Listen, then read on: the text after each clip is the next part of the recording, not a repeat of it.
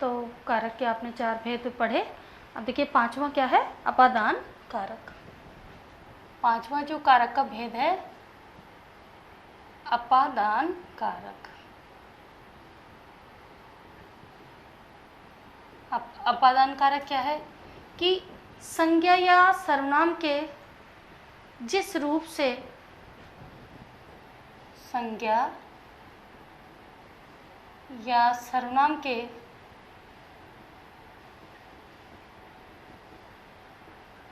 जिस रूप से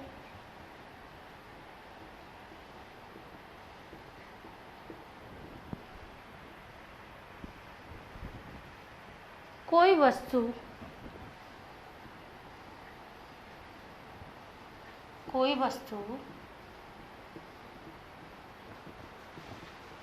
अलग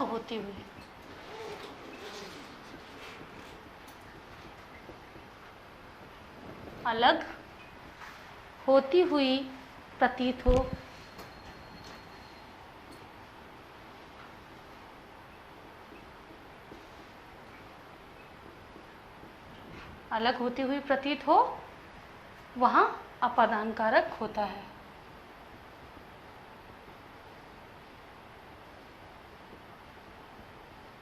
वहाँ अपादान कारक होता है।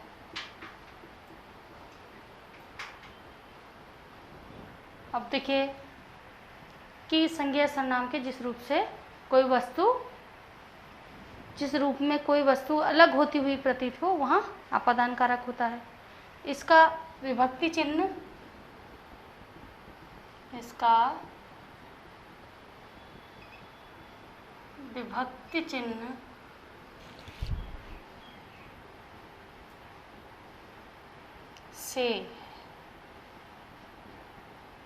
से अलग होने के अर्थ में।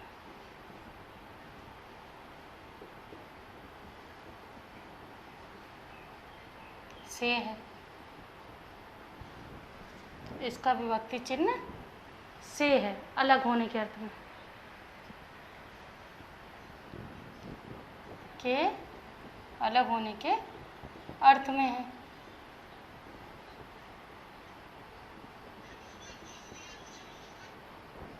देखिए जैसे इसका उदाहरण देख लीजिए, जैसे गंगा नदी हिमालय से निकलती है।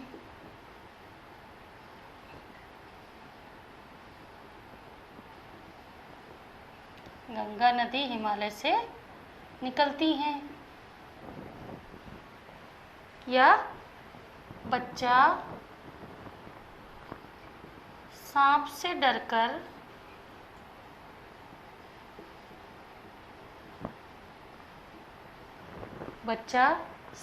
डरकर भाग गया।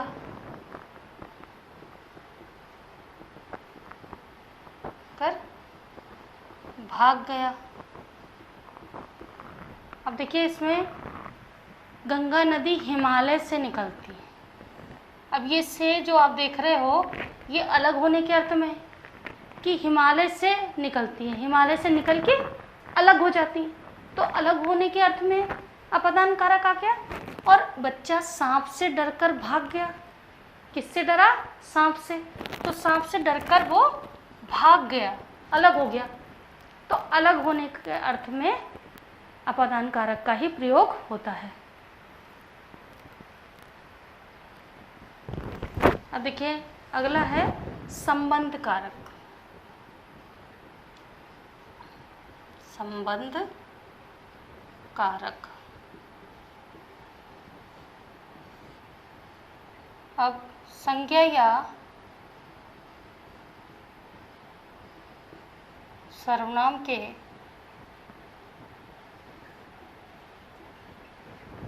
जिस रूप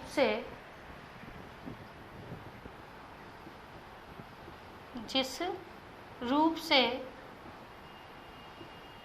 एक वस्तु का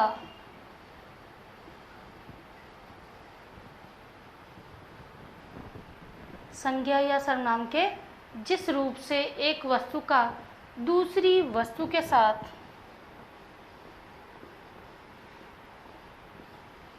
वस्तु के साथ संबंध प्रकट हो,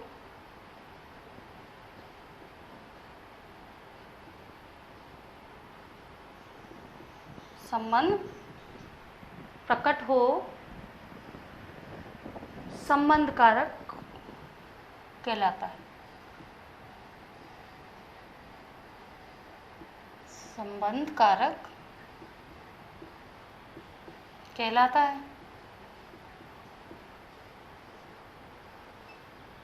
इसका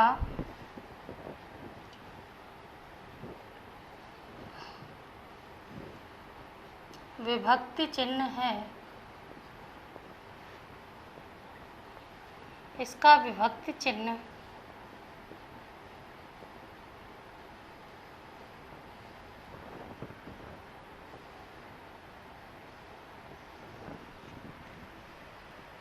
का, की, के,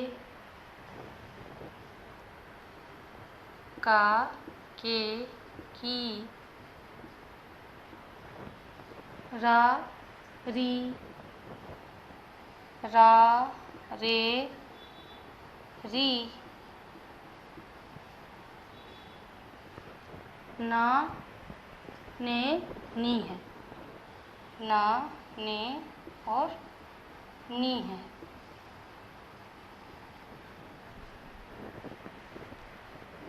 अब इसमें देखिए, जैसे आज, उदाहरण है इसका, जैसे आज संदीप के भाई का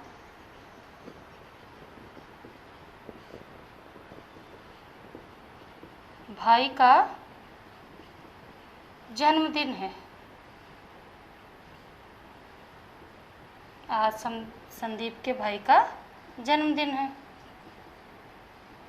ऐसे दूसरा उदाहरण देखते हैं कि हमारे विद्यालय में वार्षिकोत्सव है।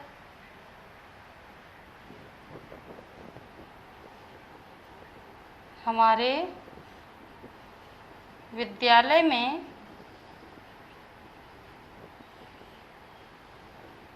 वार्षिकोत्सव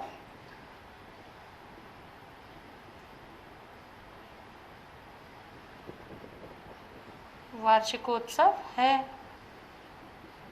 अब देखिए इसमें संदीप और भाई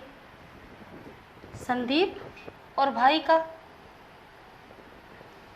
और हमारे और विद्यालय में एक संबंध है, इसीलिए र यहाँ पर आ गया। और संदीप के भाई का संदीप के भाई का संबंध हो गया, इसीलिए यहाँ पर संबंध कारक है। देखिए सातवां है आपका अधिकरण कारक।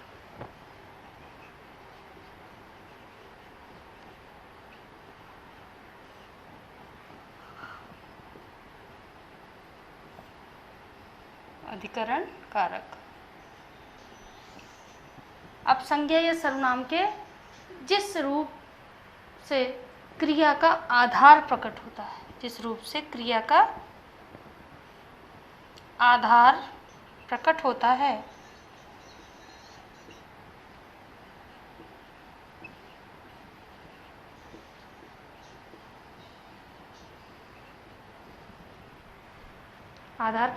है, उसे अधिकरण कहते हैं।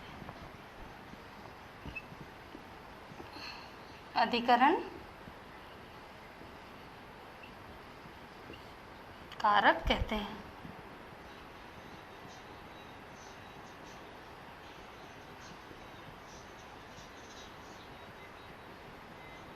जैसे देखिए उदाहरण, जैसे छत पर कपड़े, इसका विभक्ति चिन्ह, इसका विभक्ति चिन्ह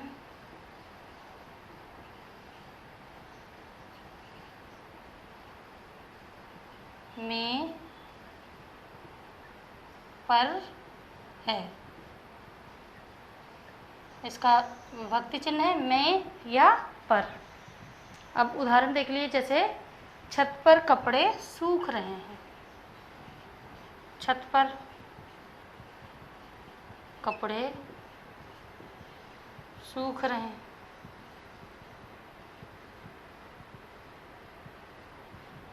दूसरा है माँ रसोई में खाना बना रही है। माँ रसोई में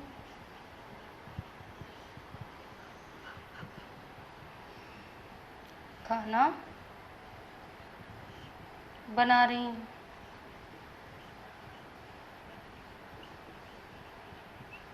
अब देखिए, कपड़े कहाँ सूख रहे हैं? छत पर। तो छत पर, और माँ खाना कहाँ बना रही है? रसोई में। तो ये पद क्रिया के होने का आधार बता रहे हैं कि कपड़े छत पर सूख रहे हैं और खाना रसोई में बना रही है। छत पर और रसोई में, ये क्रिया का आधार व्यक्त कर रहे हैं, इसलिए यहाँ पर अधिकरण कारक आया है। ऐसे ही अगला है संबोधन कारक। संबोधन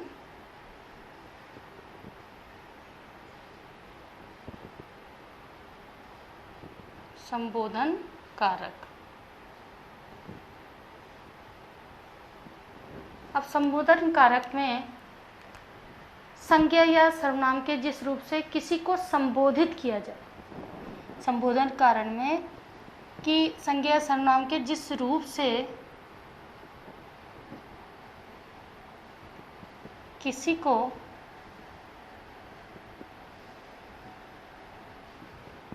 संबोधित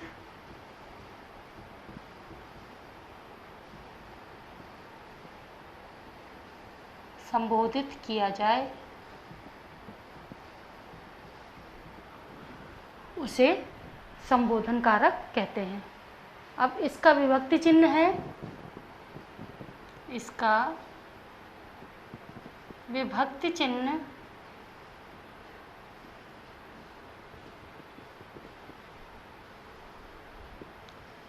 हे या अरे है। हे, अरे, है। हे या अरे आदि। जैसे देखिए, हे ईश्वर उसे सद्बुद्धि दो।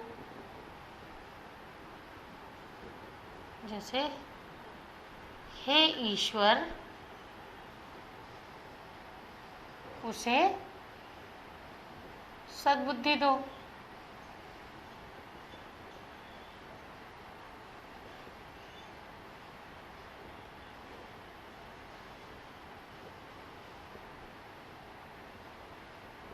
या देखिए दूसरा उदाहरण कि अरे तुम अभी तक गए नहीं। अरे तुम अभी तक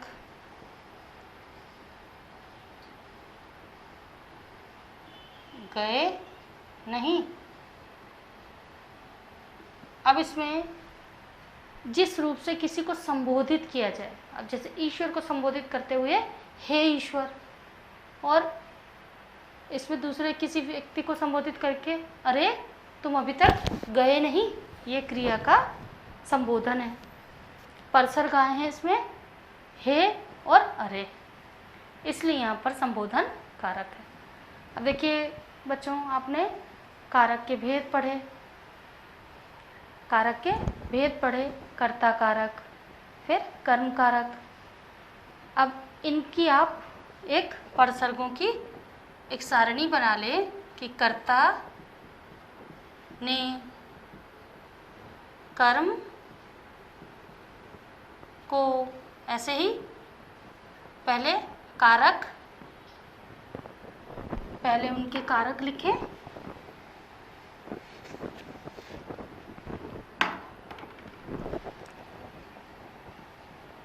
कारक लिखे, फिर उनके चिन्ह, जो भी चिन्ह आए हैं, और फिर एक एक उदाहरण दे दें। यहाँ पर इनकी ऐसी सारणी बना लें कि कर्ता ने अब यहाँ आप उदाहरण दे दें कि राम ने रावण को मारा। ये आपका आ गया राम ने, पहला। अब दूसरा, कर्म को। अब राम ने रावण को मारा। अब कर्म क्या हो गया? रावण को। तीसरा है कर्ण से। कर्ण से, कर्ण से। अब इसके द्वारा भी आ सकता है, ये द्वारा। तो राम ने रावण को तीर से मारा। अब इसमें आ गया तीर से। किसके द्वारा मारा गया? तीर से। कर्ता कर्म कर, संप्रदान।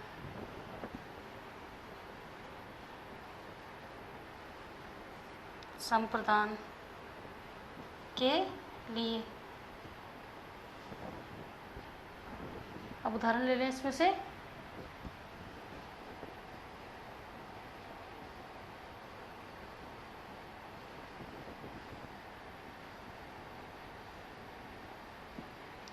पिताजी नेहा के लिए कार लाए।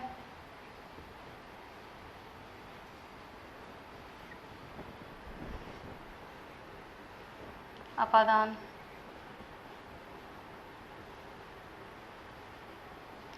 अपादान से अलग होने के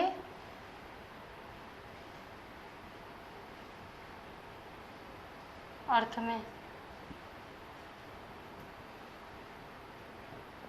कि हिमालय से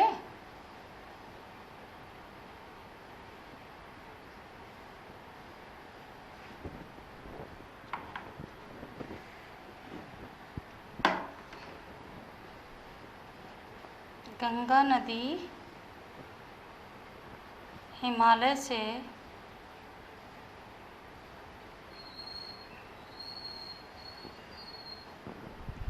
गंगा नदी हिमालय से निकलती हैं।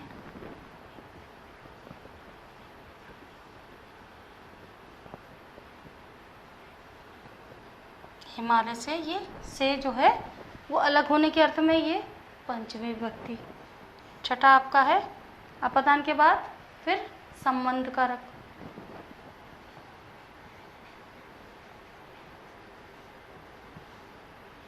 का, की, के, की, रा, रे, री, ना, ने, नी। ये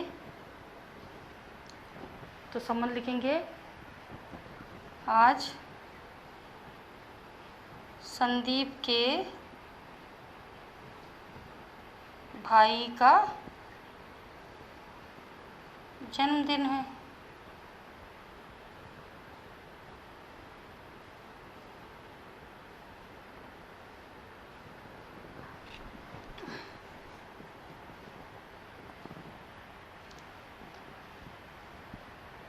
अधिकरण।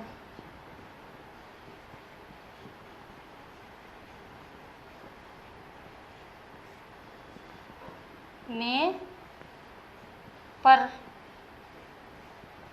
अब छत पर बंदर बैठा है।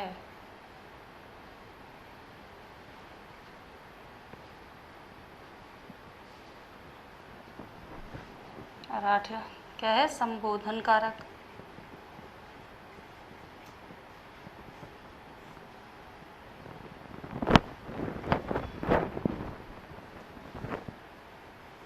हे, अरे, हे अरे आदि। जैसे हे ईश्वर इन्हें सद्बुद्धि दो।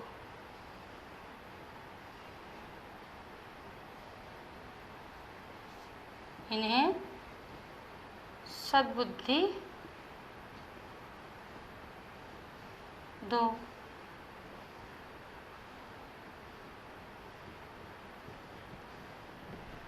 इस तरह से आप एक कारक चिन्हों की एक सारणी बना लेंगे तो आपको याद करने में बहुत ही आसानी रहेगी कि कर्ता ने कर्म को कर्ण से या द्वारा, संप्रदान के लिए अपादान से अलग होने के अर्थ में, संबंध काकी के रारी रे नानी ने, अधिकरण में पर, और संबोधन हे अरे।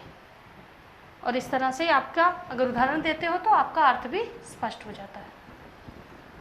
तो बच्चों, इस पाठ में आपने शब्दों के जिस रूप से उनके नर या स्त्री जाति होने का बोध हो उसे लिंग कहते हैं। लिंग दो प्रकार के पढ़े, पुल्लिंग और स्त्रीलिंग। और शब्दों के जिस रूप से उसके पुरुष होने का बोध होता है उसे पुल्लिंग कहते हैं, और शब्दों के जिस रूप से स्त्री जाति होने का बोध होता है उसे स्त्रीलिंग कहते हैं। अब शब्दों के जिस रूप से उसके एक या अनेक होने का बोध होता है उसे वचन कहते हैं।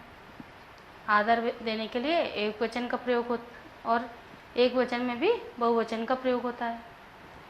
कुछ शब्द सदैव बहुवचन में प्रयुक्त हो जाए, जैसे प्राण, हस्ताक्षर, आंसू, दर्शन आदि। और कुछ शब्द सदैव एक वचन में ही प्रयोग होते हैं, जैसे पानी है, दूध है, वर्षा है, दही आदि है। अब संज्ञा तथा सर्वनाम का वह रूप जिसके द्वारा क्रिया के साथ उसका संबंध प्रकट हो उसे कारक कहते हैं।